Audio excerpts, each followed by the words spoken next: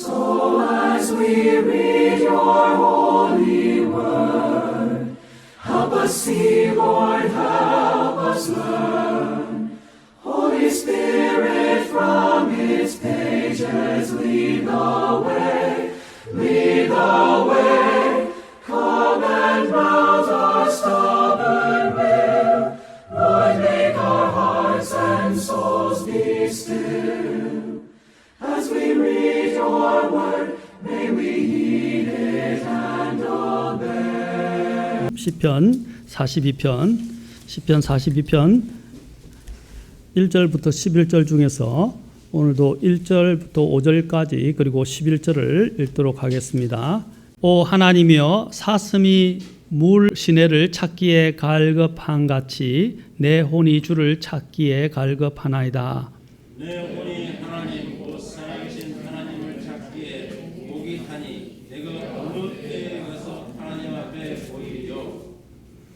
그들이 계속해서 내게 말하기를 내 하나님이 어디 있느냐 하므로 내 눈물이 밤낮으로 내 음식이 되었도다. 내가 전에 그 무리 곧 거룩한 날을 지킨 무리와 함께 기쁨과 찬양의 소리를 내며 하나님의 집에 갔으므로 이 일들을 기억할 때에 내가 내 혼을 내 속에서 쏟아내는도다.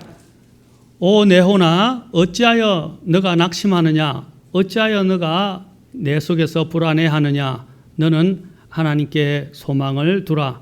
그분의 얼굴의 도우심으로 인하여 내가 여전히 그분을 찬양하리로다. 11절 시작. 오 내 혼아, 어찌하여 너가 낙심하느냐? 어찌하여 너가 내 속에서 불안해하느냐? 너는 하나님께 소망을 두라. 내 얼굴의 건강이시오 내 하나님이신 그분을 내가 여전히 찬양하리로다. 제가 오늘도 이제 영적 침체에 대해서 한 시간 더 가지도록 하려고 합니다. 영적 침체. 자, 영적 침체가 오는 이유들에 대해서 여러분들에게 지난 시간에 세 가지로 말씀드렸습니다.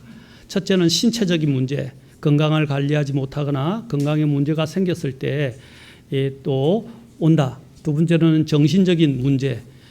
정신적인 문제라는 것은 심리적인 문제라고 이야기했죠. 여러 가지 압박, 상처, 여러 가지 원인들이 또 우리에게 많은 마음을 짓누르는 요소가 되어서 우리를 힘들게 할 수도 있습니다. 또 세 번째로는 영적인 문제, 특히 가장 중요한 것은 우리 안에는 죄와 정욕, 그렇죠? 또 육체와의 싸움, 이런 것들이 또 우리의 이러한 영적인 침체를 가져옵니다. 특히 죄가 안에 있게 되면 그 죄책감이 우리를 짓누르는 것은 참으로 가히 상상할 수 없을 만큼 우리를 힘들게 합니다. 그럴 때일수록 제가 지난 시간에 말씀드렸죠. 빨리 자백해야 한다. 빨리 자백하고 주님과의 관계를 바로 정립해야 한다. 그리고 우리 자신을 깨끗이 해야 하고 주님 앞에 섰을 때 막힘이 없도록 우리 자신을 돌아보고 빨리, 그렇죠?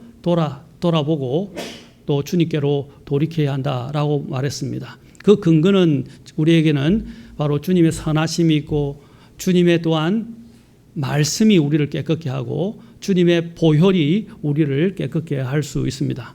네 번째로 살펴봐야 될 내용은, 네 번째 원인은 마귀의 시기 또는 마귀의 공격으로 인해서 온다는 사실입니다. 마귀. 여러분, 우리가 그것은 욥기를 통해서 잘 알 수 있습니다. 욥은 의로운 사람이었습니다. 그 의로움을 하나님께서 칭찬하시고 또 기쁘게 생각하실 때 마귀가 와서 이제 험담을 하고 비방을 하기 시작합니다.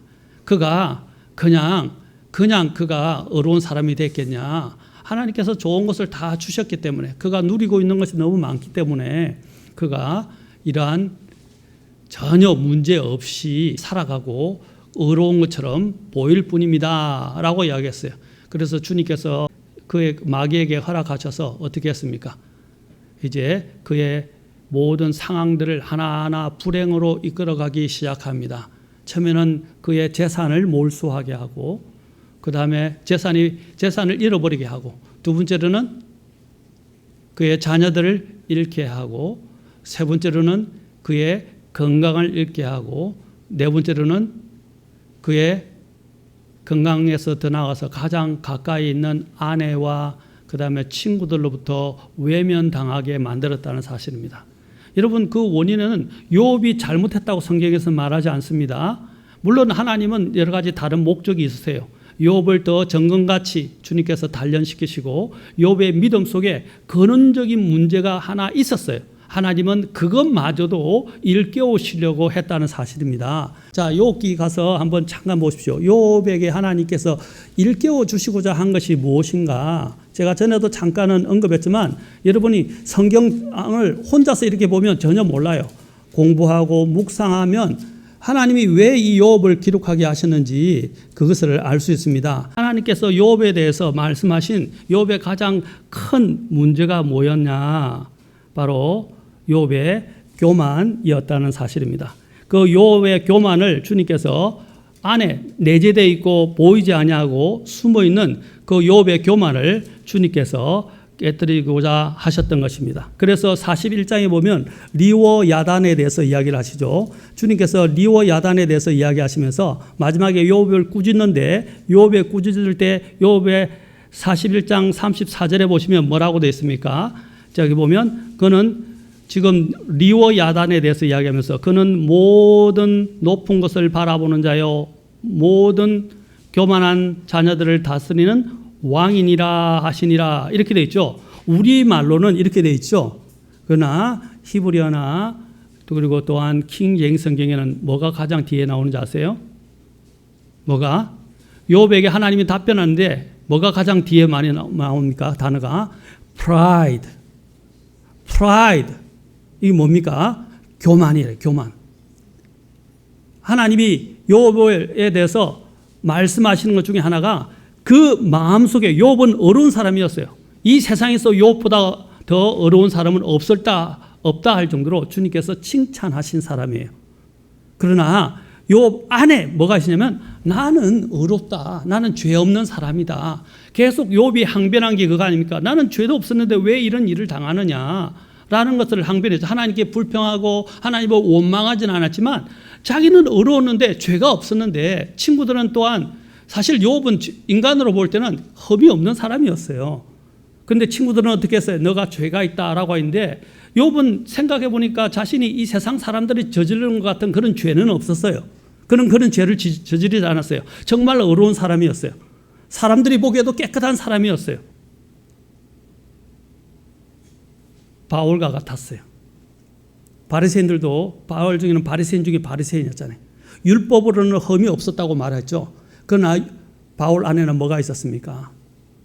교만, 자기 의로 인해서 자기를 높이려고 하는 것들이 있었다는 거죠. 물론 하나님을 의지했지만 자기 속에 있는 것이 있었어요. 그걸 하나님이 깨뜨려 주시고자 바로 했는데 그것이 뭐냐? 마음의 근원 속에 있었던 교만이었어요. 교만. 이 교만이 얼마나 무서운지 아세요?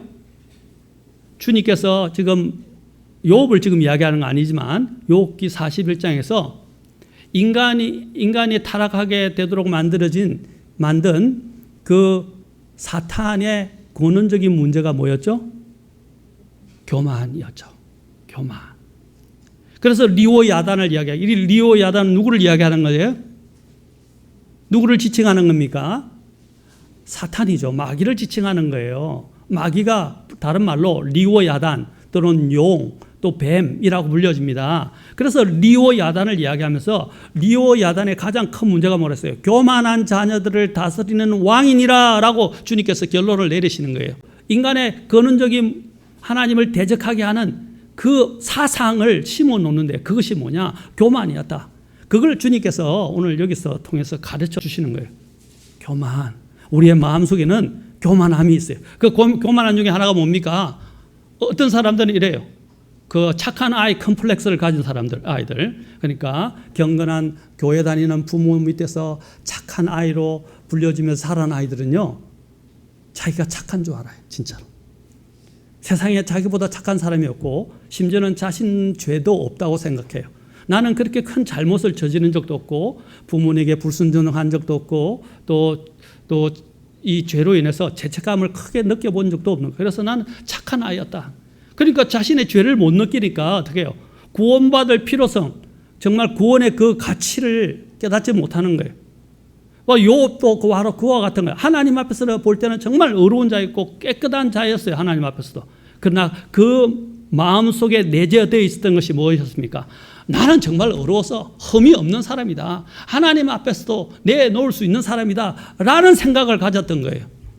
하나님께서는 그걸 깨뜨려 주셨죠. 그것이 뭐냐? 교만이었다. 자, 이것은 욥의 지금 욥기를 지금 설명하는 것이 아니니까 바로 이와 같이 욥이 하나님 앞에 흠없고 의로우니까 마귀가 시기를 해가지고 하나님이 다 주셨으니까 지금 욥이 저렇게 하나님을 의지하는 것처럼 보여주지만 하나님 그 욥에게 있는 것들을 하나하나씩 빼앗아 가보십시오. 그러면 욥이 어떻게 되겠습니까?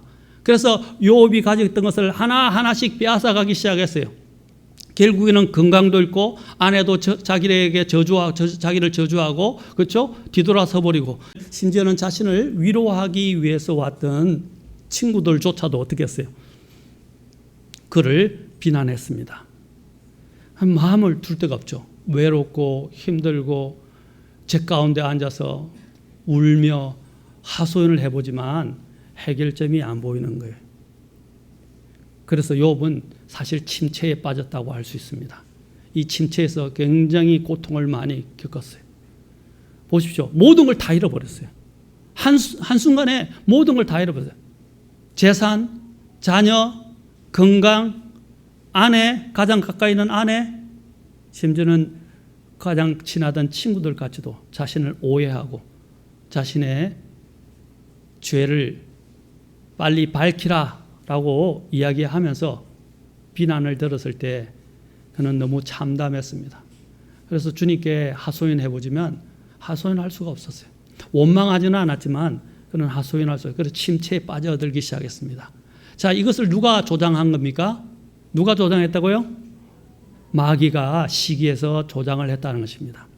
여러분들이 믿음 생활 잘한다고 했어요. 모든 것이 다 좋은 게 아니에요. 우리는 그렇게 생각합니다. 믿음 생활하면 만사 형통 이렇게 하는 은사주의의 가르침에 여러분 현혹되지 마십시오. 주님을 더 잘 섬기를 할수록 더 악한 세력들이 우리의 마음을 헤집어 놓고 우리를 더 힘들게 만든다는 거예요. 그리고 더 어렵게 만들 수도 있고 더 많은 문제를 야기시킬 수 있다는 것입니다. 갑자기 아까 욥과 같이 내 재산을 잃게 된다든지 경제적인 문제, 그 다음에 내가 사랑하는 자녀를 잃게 묻는다든지 또 심지어는 가장 내가 아끼는 내 몸조차도 정말 힘들어서 가누지 못하게 건강을 앗아가 버린다든지 할 수 있다는 것입니다. 물론 하나님이 허락하셔서 되는 일이지만 마귀는 항상 시기하고 내가 잘 되는 꼴을 못 봐요.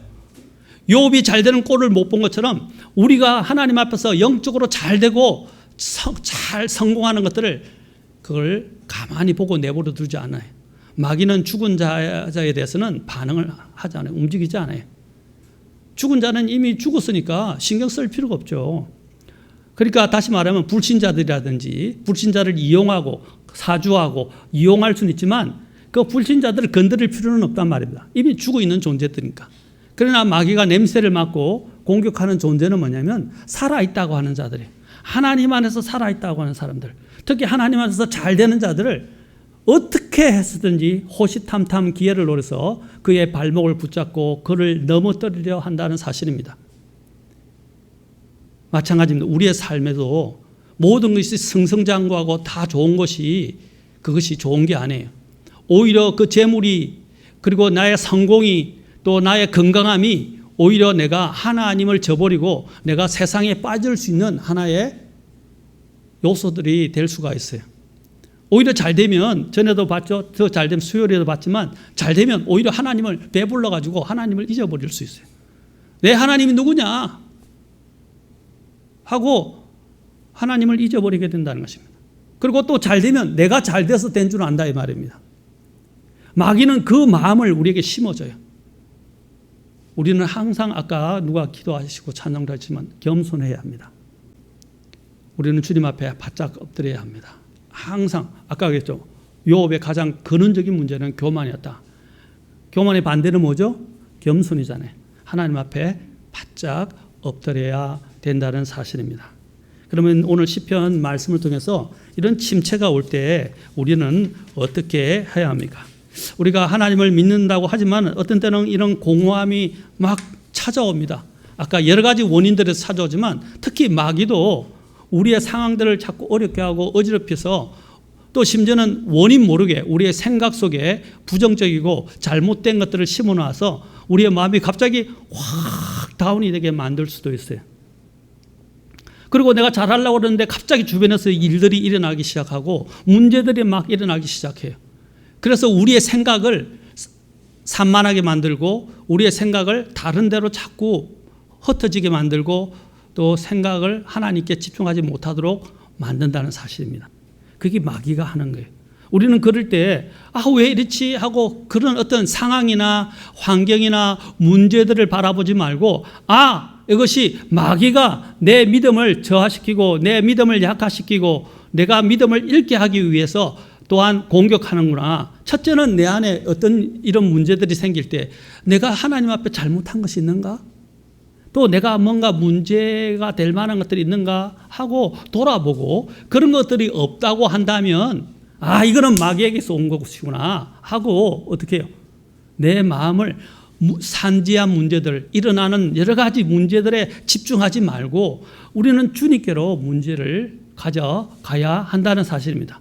어때든 이 낙심이 심해지면 어떤 마음이 든다고 그랬어요. 아까 우리가 시편 42편에서 이야기한 것처럼 내 하나님이 어디 있느냐라고 묻는다는 것이죠. 내 스스로도 묻고 다른 사람들도 나를 볼 때에 내가 내 하나님에 대해서 묻는다는 것입니다. 너는 그리스도인이지 않느냐?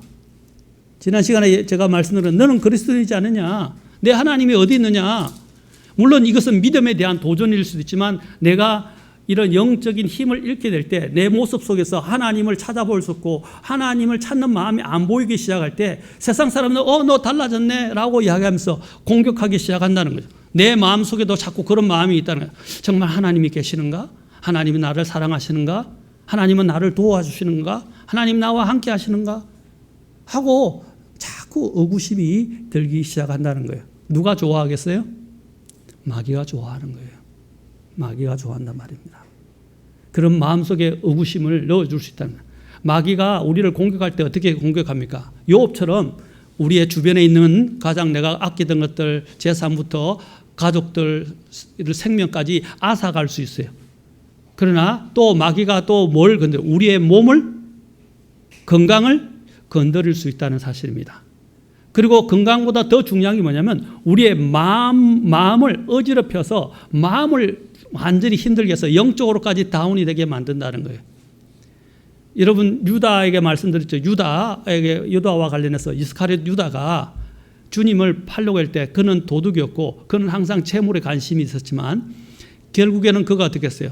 주님을 팔 때 마귀가 어떻게 했다고 그랬어요? 마귀 속에 생각을 집어넣었다고 그랬어요. 주님을 팔 생각을 그에게 집어넣어서 주님께서 그에게 뭐라 했어요? 사탄이 너에게 마귀가 가득하다 그랬어요. 마귀가 그 안에 들어가서 그의 생각을 완전히 휘젓고 그의 마음이 주님을 파는 것에 완전히 빠지도록 만들었다는 거예요. 마귀가 무엇을 처음에 건들기 시작한다고요? 생각. 다른 걸 건들다가 안 되면 마음을 건든단 말입니다. 마음속에 어떤 생각을요? 주님에 반대되는 생각을 한다는 것입니다. 사탄이 베드로에 대해서도 어떻게 했어요? 사탄이 밀가부르듯이, 그렇죠? 밀가부르 제자들을 시험하고자 했었어요. 그때 주님께서 뭐라 했어요?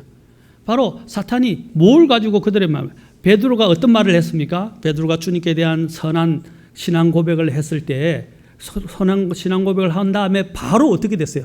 바로 넘어졌어요. 주님께서 십자가에 죽으러 가신다고 그러니까 주님 그렇게 되면 안 됩니다 하고 주님을 만류했던 거예요. 그 생각을 누가 줬다고요? 주님은 십자가로 가셔야 됐고 그것은 예언을 성취하는 것이었어요. 하나님이 이미 말씀하신 것이었어요. 그것을 주님은 성취하셔야 됐어요. 그런데 그 위대한 구속 사역을 완성하지 못하도록 마귀는 베드로를 통해서 그 일을 가로막으려고 했던 것입니다. 주님을 만류했던 거예요. 주님 그렇게 되면 안 됩니다. 그렇게 하지 마십시오 라고 이야기를 한 거예요. 그 생각을 누가 줬다고요? 사탄이 밀가부르듯이 하면서 그 마귀가 그 생각을 그 그 생각을 통해서 그 말이 나오도록 사탄이 사주한 거예요. 사랑하는 성도 여러분, 여러분들의 마음속에 자꾸 부정적인 것과 침울하고 자꾸 나쁜 마음들이, 악한 마음들이 들어오게 되는 것들은 마귀에게 통로를 열어줬기 때문입니다. 마음을 열어줬기 때문이에요. 맞습니까? 에베소서 4장에서는 뭐라고 말씀하십니까? 마귀에게 틈을 주지 말라 그랬어요. 틈, place. 그것은 마귀의 발판 또는 마귀의 근거지. 그렇죠? 마귀가 설 자리를 주지 말라 이 말. place라고 되어 있어요. 마귀에게 place를 주지 말라. 곧 설 자리나 발판이나 근거지를 주지 말라는 거예요. 그것을 우리가 틈이라고 번역을 했지만 틈이라 어떤 틈, 여지를 주면 안 된단 말입니다. 그가 들어올 수 있는 공간을 만들어 주면 안 된다는 거예요. 그런데 우리는 어떤 힘든 일들이 생기면 그냥 마음을 놓아버려요. 마음을 놓아버릴 때 어떻게 해요?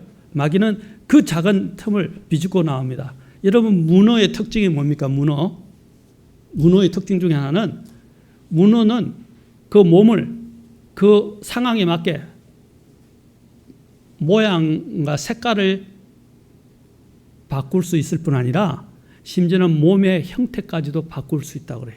특히 구멍을 이렇게 내서 실험을 했는데, 구멍을 아주 작은 구멍을 만드는데 문어가 다 계산을 하고 하면서 하나씩 다리부터 이어가지고 몸을 쫙 길게 늘어져가지고 그 틈새를 세상에 그 구멍에 들어갈 생각 없다, 도저히 안 된다고 생각했던 그 구멍을 비집고 통과를 해버리는 거예요.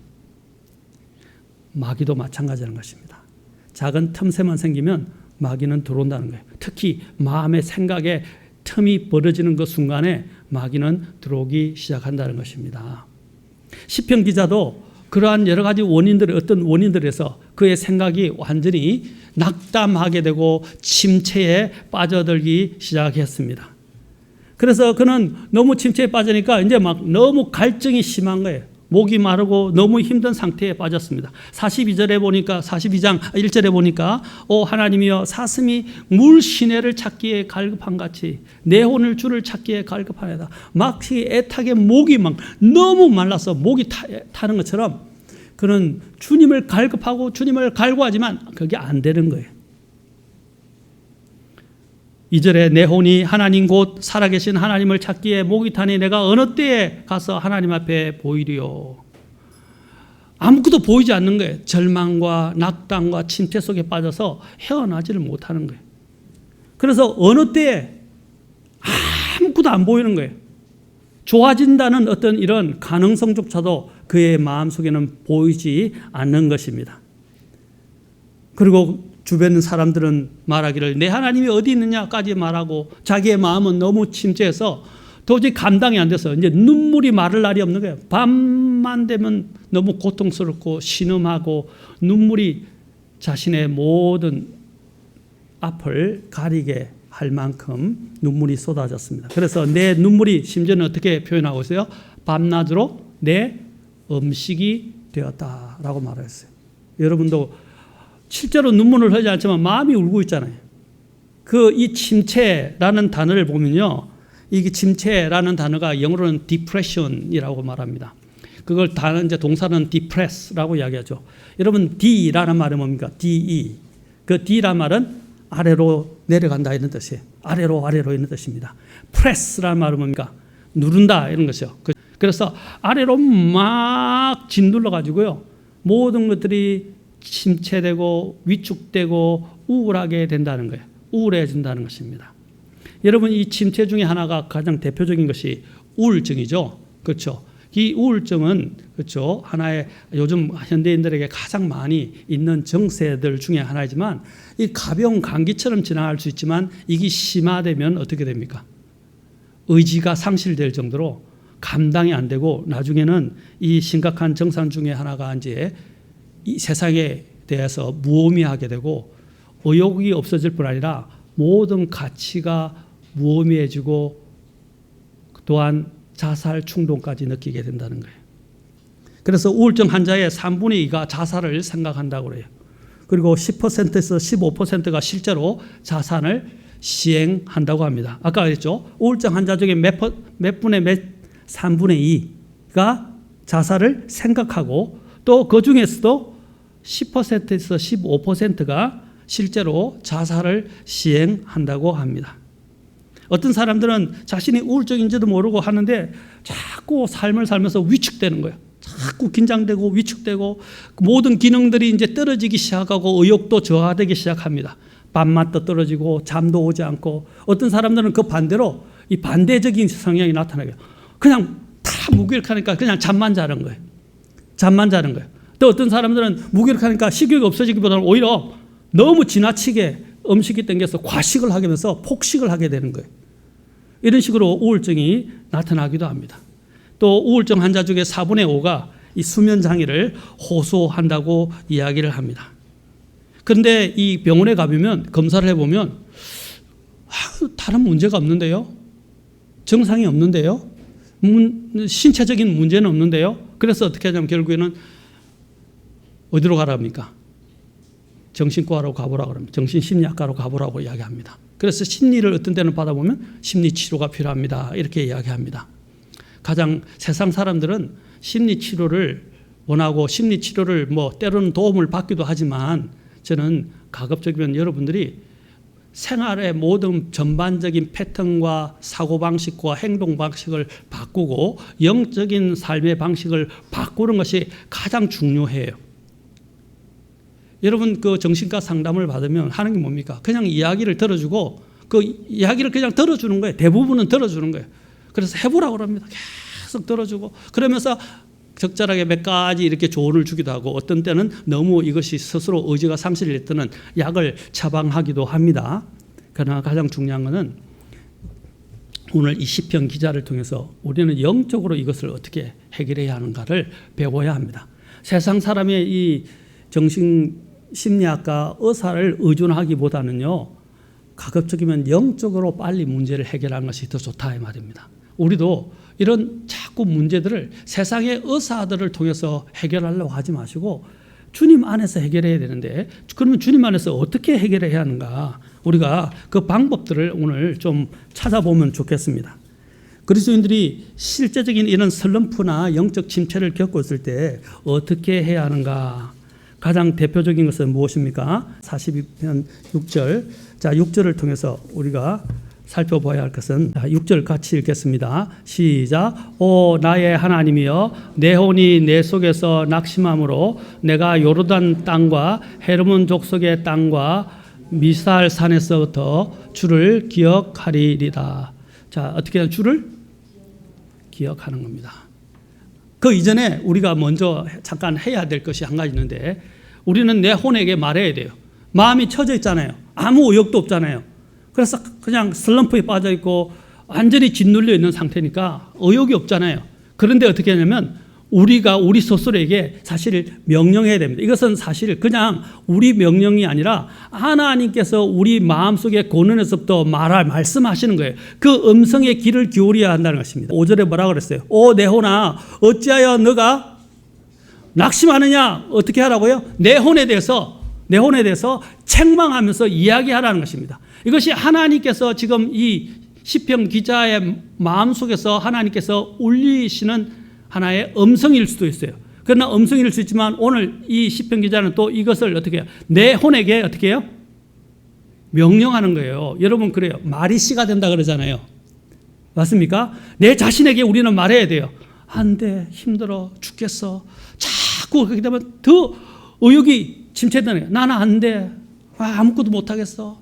모든 게 그냥 다 싫고 부정적이게 하기 싫어. 다 치울 거야. 그냥 죽을 거야. 이런 생각을 하게 되면 자꾸 그 늪 속에 빠져들게 된다는 거예요. 먼저 내 혼에게 뭐라 합니까? 명령하라 이 말입니다. 명령. 뭐라고요? 오 내 혼아 어찌하여 너가 낙심하느냐? 어찌하여 너가 내 속에서 불안해하느냐 하고 명령하라는 거예요. 다시 말하면 낙심하지 말라. 불안해하지 말라. 그 이유가 그렇게 해야 될 이유가 나중에 나오죠. 먼저 명령하라는 거죠. 우리는 내 자신에게 자꾸 말해야 합니다. 이게 자기 강화는 아니에요. 주님 안에서 내 안에서 내 자신을 일깨워야 된다는 거예요. 그러면서 뭐라고 그럽니까? 또 한 가지 이야기하잖아요. 주님 안에서라고 했죠. 너는 하나님께 소망을 두라. 시선을 어디에 고정시키라는 거예요? 하나님께 고정시키라는 거예요. 하나님께. 눈을 돌리라는 겁니다. 자꾸 잘못된 것, 부정적인 것, 안 좋은 상황들 하니까 짜증이 나고 힘들고 몸이 자꾸 가라앉고 아무것도 하기 싫어지는 거예요. 시선을 바꾸라는 것입니다. 시선을. 우리의 너의 눈을 들어서 주 얼굴 바라보라 하는 찬송 있잖아요. 눈을 들어서 주를 보라는 거예요. 시선을 바꾸라는 것입니다. 그 시선은 그냥 눈으로 보는 시선만을 말하는 게 아니에요. 생각을 바꾸라는 것도 있어요. 생각. 눈과 마음의 생각을 자꾸 바꾸라는 거예요. 처음에는 어떻게 해요? 내 혼에게 명령하라는 거예요. 내 혼아, 그러면 안 돼. 낙심하지 마. 낙심하지 마. 왜 낙심해? 내 혼아, 내 속에서 불안해하느냐? 여러분, 이것은 세상적인 방법도 그래요. 그걸 보고 너 안 됐다. 힘들어. 하고 계속 울고 있으면 어떻게 해요? 그래서 세상 사람들도 그렇게 말해요. 그거를 보면서 야, 너가 세상에 제일 잘생겼어. 제일 멋있어. 너는 할 수 있어. 그래서 그거를 보면서 특히 연예인들도 그런다 하더라고요. I can do. 막 한다는 거예요. 나는 할 수 있어. 그래, 넌 잘해낼 거야. 너는 멋있는 사람이야. 너는 강한 사람이야. 스스로 자기에게 자꾸 되뇌이라고 한 거예요. 그거는 심리학적 접근 방법이에요. 우리는 이제 주님 안에서 어떻게 돼요? 이렇게 이야기해요. 너가 왜 낙심해? 너가 왜 불안해? 너가 왜 두려워해? 하고 내 혼에게 명령하라는 거예요. 말하는 거예요. 왜? 나는 하나님 안에서 가장 가치 있는 존재이기 때문에. 하나님이 나를 사랑하셔서 자신의 생명을 내놓으실 정도로 우리 모두를 위해서 죽으셨고 세상을 위해서 죽으셨지만 바로 내 자신을 위해서 주님께서 죽으셨다는 거예요. 나를 위해서 죽으셨다는 거예요. 이 세상에 어느 누구도 나를 위해서 죽은 사람이 지금 누가 있나요? 여러분 한번 보세요. 물론 부모님도 나를 위해서 희생하시죠. 그런데 부모님도 심지어는 아버지도 엄마도 자신이 귀찮으면요 다 귀찮을 때가 있어요. 그렇잖아요. 내 몸이 아파 죽겠고 내가 힘들어 죽겠는데 너까지 이렇게 생각한단 말입니다. 그러나 주님은 그런 분이 아니세요. 주님은 끝까지 나를 염려하시고 나를 손에서 놓지 않는 분이십니다. 그리고 나를 사랑하셔서 자신의 생명까지 내어주신 분이십니다. 아멘? 그 하나님을 생각하라 말입니다. 그래서 뭐라고 합니까? 너는 하나님께 소망을 두라 그랬습니다. 내 시선을 돌리라 이 말입니다. 하나님께로 돌리라. 그리고 하나님께 마음을 두라. 그러면 어떻게 한다고요? 주님께서 그 뒤에 나오죠. 해결책이 나오잖아요. 바로. 하나님은 가만히 있으시는 분이에요? 아닙니다. 나를 찾는 자는 내가 만나리라 라고 말씀하셨어요. 주님은 자신을 사랑하고 자신을 찾는 자들에게 하나님은 상 주시고 그들 만나 주십니다. 아멘. 부모도 그렇잖아요. 자식이 와서 잘못했다 그러고 또 자식이 와서 엄마 도와줘, 아빠 도와줘 하면 자식을 이기는 부모가 없다 그랬어요. 맞습니까? 못난 자식이라도 자식이 그렇게 졸라대면요. 그래서 뭐래요? 악한 자라도 자기 자식에게 좋은 것을 줄 줄 알거든. 하물며 하늘에 계신 아버지께서 자기 자식 자녀들에게 가장 좋은 것을 주지 아니하시겠느냐. 아멘? 하나님은 주시고자 준비되셨다는 거예요. 그래서 하나님을 찾으라 이 말이에요. 그러면 어떤 일이 나와요? 그분의 얼굴에 도우심으로 인하여 내가 여전히 그분을 찬양하리로다. 주님이 그 건강하시고 그저 건전하신 주님이 나를 도와주신다고 말씀하고 계세요. 힘을 불어넣으신다는 것입니다. 엘리야가 침체에 빠져서 그렇죠? 로뎀 나무 밑에서 한탄하고 있었을 때 주님께서 그를 찾아가셔서 먼저 육체적 기운을 돋구기 위해서 먹을 것 갖다 주셨죠. 그리고 머리를 쓰다듬어 주시면서 기운을 내라 라고 말씀하셨어요.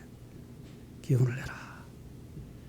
하나님 아래서 우리가 처졌을 때 주님께 마음을 돌리면 주님은 찾아오셔서 우리를 도와주십니다. 그래서 어떻게 됩니까? 내가 그분의 얼굴에 도우심으로 인하여 이제 찬양하는 마음이 생기게 되는 거예요. 찬양하는 마음. 11절에 우리가 결론적으로 봤지만 11절은 어떻게 말합니까? 또 똑같이 반복하죠. 시편 43편에서도 5절에도 똑같은 말이 나옵니다. 똑같이 말해요. 오 내 혼아 어찌하여 내가 낙심하느냐? 어찌하여 너가 내 속에서 불안해하느냐? 너는 하나님께 뭐라고 그랬어요? 소망을 두라 그랬어요. 내 얼굴에 이제는 아까는 뭐랬어요? 그분의 얼굴에 그분의 얼굴에 아까 5절에서는 그분의 얼굴에 도우심이라고 돼 있죠. 그런데 11절 잘 보세요. 바뀌었어요. 어떻게 바뀌었어요? 내 얼굴에 건강이 된 거예요. 여러분 어떤 우리 제가 아는 또 약사 여러분도 아시는 분이에요. 제가 뭐 언급은 하지 않겠지만 강남에 있는 한 그 약사분 유명한 박사님이신데 그분은 얼굴만 보면요 건강 상태가 느껴진다. 하도 환자들을 많이 다루다 보니까 얼굴만 보면 뭐가 안 좋다 알고 나중에는 맥을 짚어보고 또 상황을 파악하더라고요. 그렇죠. 거의 대부분 맞더라고요.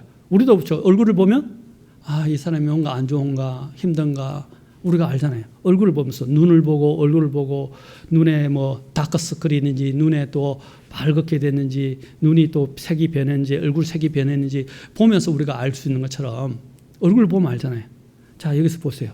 어떻게 됐죠? 주님의 얼굴에 도우심으로 인해서 그가 이제 어떻게 됐어요? 내 얼굴에 건강. 주님이 바로 내 얼굴에 건강이시다라고 말하고 있어요. 건강이시요 내 하나님이신이라고 말하고 있죠. 자 여기서 그의 고백이 점점 달라집니다. 아까는 내가 의지적으로였죠. 의지가 필요해요.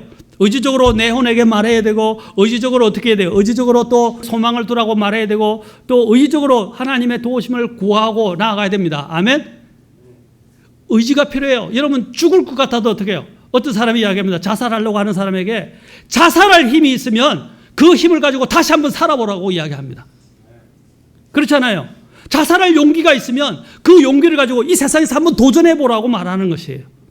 마찬가지입니다. 내 혼이 아무것도 할 수 없다고 생각할 때 한번 내 혼에게 도전하고 명령해 보세요. 해보란 말입니다. 그러면 사람이 아까 입 말이 씨가 된다 그랬잖아요. 입에 말이 씨가 되는 것처럼 내 안에 희망의 싹이 용기의 싹이 터기 시작하는 것을 보게 돼요. 미미하나마.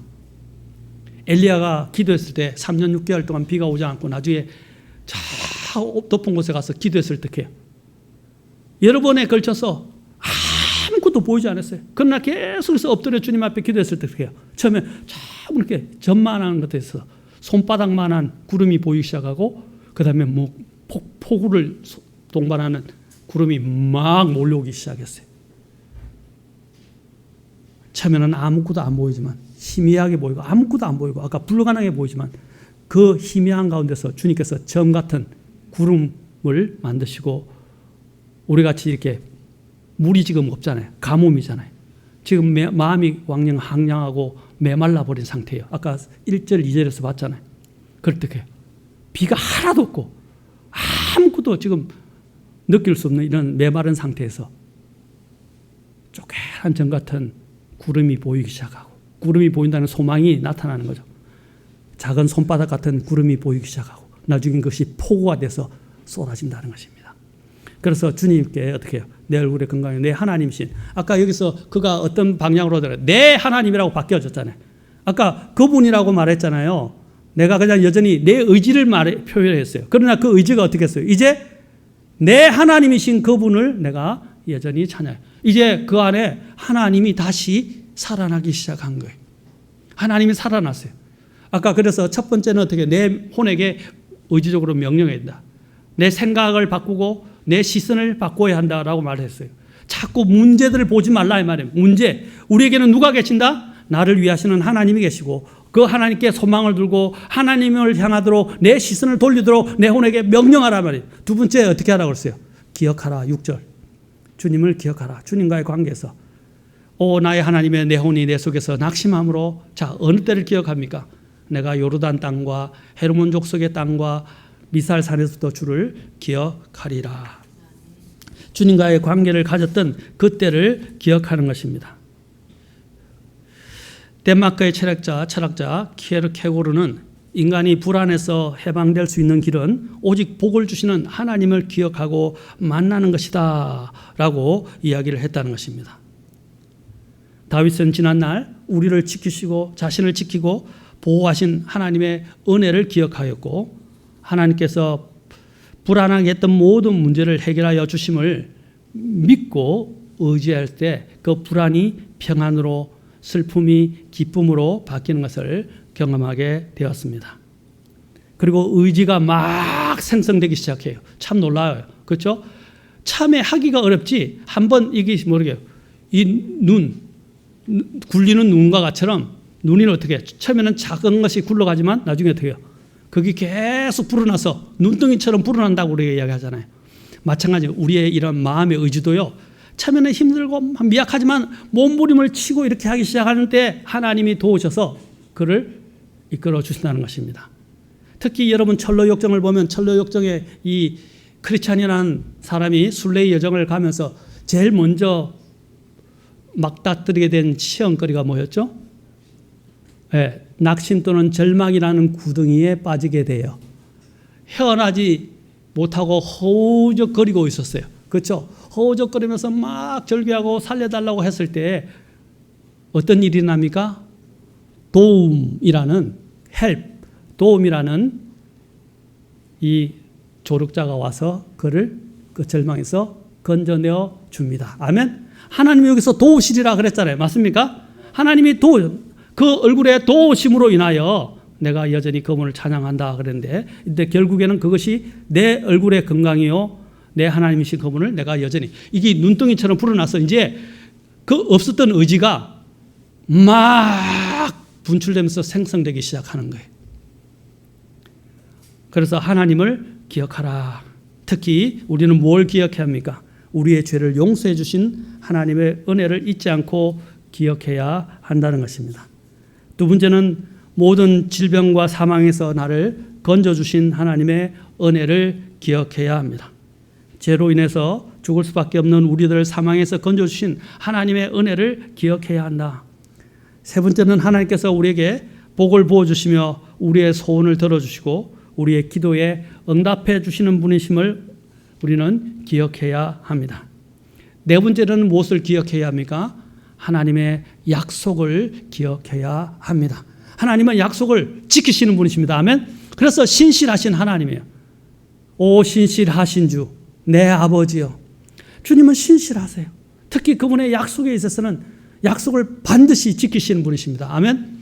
그래서 하나님의 말씀을 붙잡으라는 것입니다. 하나님을 기억하고 하나님의 옛날에 하나님께서 나를 선히 인도해 주셨던 또 하나님이 나를 은혜로 인도해 주셨던 은혜로 구원해 주셨던 지난 날들을 기억해 하라는 것입니다.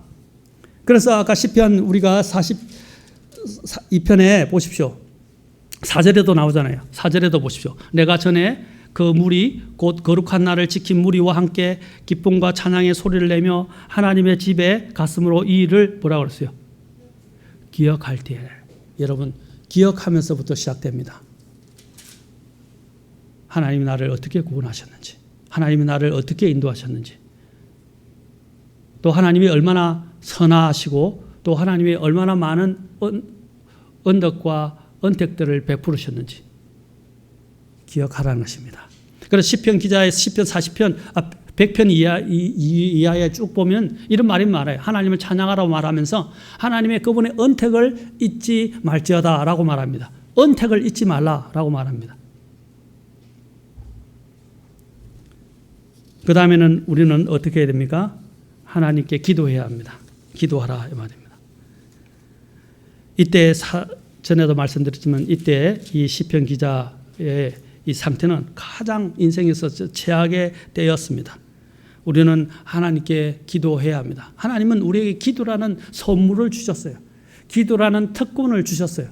여러분 기도할 수 있는데 왜 나가지 않습니까? 우리가 많이 부르는 찬송들을 한번 깊이 생각해 보세요. 기도할 수 있는데 왜 뭐라고 돼 있죠? 왜 낙심하십니까? 기도할 수 있는데 오늘 또 집을 나서기 전 기도했나요?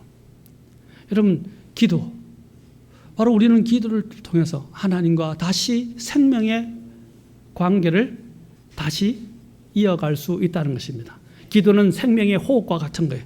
하나님과 호흡하는 거예요. 그렇죠? 우리는 말씀을 통해서 듣지만 또한 하나님과 기도를 통해서 우리의 사정을 알릴 수 있다는 거예요. 하나님은 이것을 주셨어요. 여러분들이 문제가 생기면 어디 가요? 병에 건강에 문제가 있으면 의사나 약사한테 가잖아요.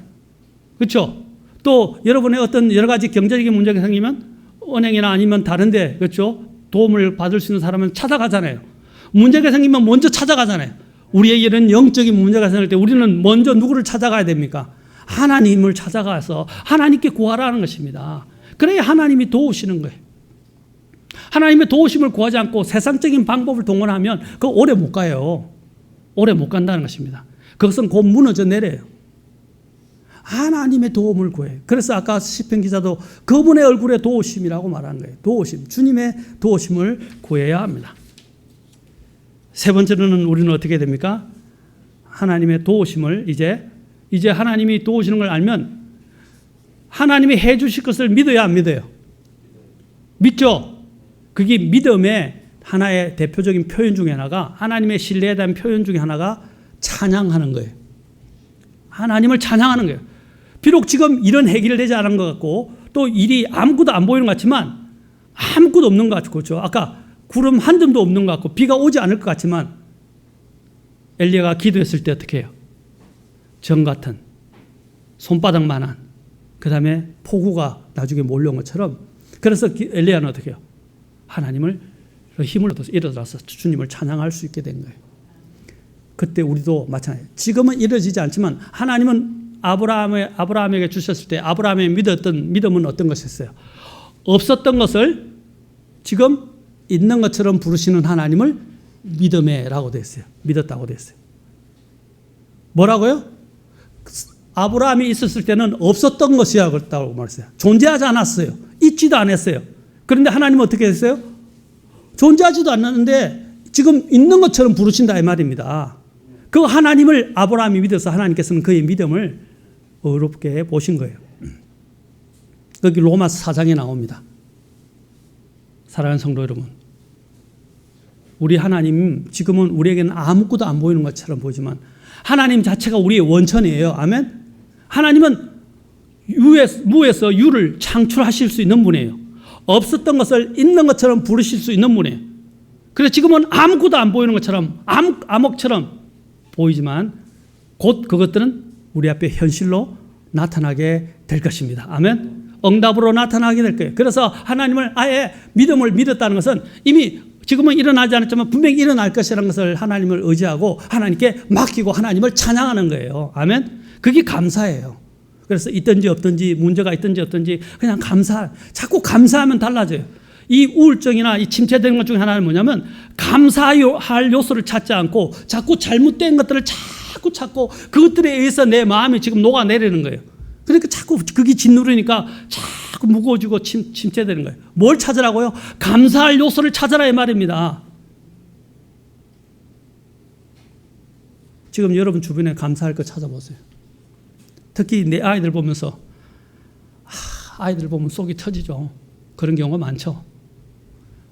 애물단지라고 이야기하기도 하고 아이들 어떤 데 보면 아이가 기쁨이 되기도 하지만 아이들 보면 정말 속이 타고 처지고 남편을 봐도 주변을 봐도 아내를 봐도 또 남편들도 마찬가지죠. 없죠. 그럴 때 어떻게 해요? 그래도 어떻게 해요? 그 아이의 문제나 잘못을 자꾸 이야기해보다는 어떻게 해요? 그냥 이 상태가 최선이다 생각하고 감사합시다. 아멘? 감사하고 칭찬하세요. 지금 내 아이가 다치지 않은 것, 내 아이가 큰 병에 걸리지 않은 것, 내 아이가 문제아로 완전히 방탕화가 되지 않은 것,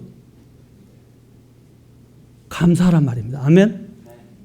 특히 아이가 내가 좀 말을 안 듣고 좀 유별나고 조금 이렇게 옆으로 빗나갔다 하더라도 아이가 다치지 않고 큰 병을 앓지 않고 죽지 않은 것만 해도, 죽을 병에 걸리지 않은 것만 해도 감사해야 됩니다. 아멘? 지금 제가 한 일례를 들어주는 거예요. 문제를 자꾸 그 문제에만 집중하게 되면 감사할 것이 없고 자꾸 불평과 원망만 쏟아져요. 그러나 모든 부분에서 하나님께 감사하고 하나님께 맡기고 하면요, 그 감사가 뭐예요? 찬양으로 바뀌게 되고, 그 감사가 나중에 하나님이 그 감사를 보고 어여삐 보셔서 그것을 진짜 감사할 거리로 바꾸어 주십니다. 아멘. 그래서 이전에 제가 여러분들에게 몇 분 빌려줬는데 책을 자꾸 빌려주니까 안 갖고 오더라고요. 그 중에 하나가 뭐냐면 그 책 제목 중에 하나가 지옥 생활에서 천국 생활로 하는 책이 있어요. 그리고 감옥 생활에서 찬송 생활로, 그 마지막 시리즈가 찬송 생활의 권능이라는 책이었어요. 그 책 한번 보시면 정말 아무것도 안 보이는 상황에서 감사하기 시작했을 때 하나님이 놀라웠게 감사하니까 하나님이 상황을 바꾸셔서 감사할 거리로 다 바꿔주시는 거예요. 아멘? 그것은 믿음의 표현이에요. 비록 나에게는 아무것도 안 보이는 것처럼 보이지만 하나님은 하실 줄 믿습니다. 하나님은 적어도 나를 사랑하시고 나를 위해서 자신을 주셨고 하나님은 나를 위해서 일하시는 분이고 하나님이 이루실 것을 믿습니다 하는 것이 감사예요. 아멘? 저는 오늘 교리적인 이런 걸 떠나서 오늘 실질적인 우리의 생활에 대해서 한번 돌아봅시다. 내 마음이 왜 낙심되는가 한번 생각해 보세요. 그래서 8절에 기도한다라는 말이 나오죠. 그래서 마지막 11절에서는 찬송한다라는 말이 나옵니다. 그래서 8절에서 아까 내 생명의 하나님께 기도하리이다. 심지어는 8절에서 어떤 기도, 낮에는 자신의 인자하심을 명령하시며 밤에는 그분의 노래가 있고, 밤이 어떤 고통이 가장 활개를 치는 때예요. 맞습니까? 그 밤에 어떻게 해요? 주님은 나의 노래가 되셨다. 그 노래가 무엇을 통해서 노래가 되는 거예요? 기도를 통해서. 그 다음에는 어떻게 하라? 찬양하라. 그러면 여러분 영적 침체의 늪에서 빠질 수 있습니다. 지금 세상을 살아가면서 너무 힘들어서 이제 의기소침하고 도저히 의욕도 생기지 않고 하시는 분들이 계실 거예요. 오늘 이 말씀을 잘 기억하시고 10편 42편을 계속 되뇌이십시오. 오늘 특히 제가 4가지를 말씀드렸죠. 첫째, 내 혼에게 명령하라. 그죠? 그리고 두 번째, 어떻게 하라고? 기억하라. 세 번째, 기도하라. 네 번째, 믿음을 가지고 그냥 믿음으로 하나님께 맡기고 그냥 모든 것들에 대해서 감사할 것을 찾고 감사하라. 아멘? 그러면 이게 날 수 있어요. 바뀔 수 있어요. 아까 그랬죠. 생각의 패턴을 바꾸고 행동의 패턴을 바꾸라. 그것이 일어설 수 있는, 침체에서 빠져나올 수 있는 가장 원본적인 해결책입니다. 기도하시겠습니다. 다 같이 일어서시겠습니다. Open my eyes and let me see glimpses of truth you have for me. For in your word I find the truth that sets me free.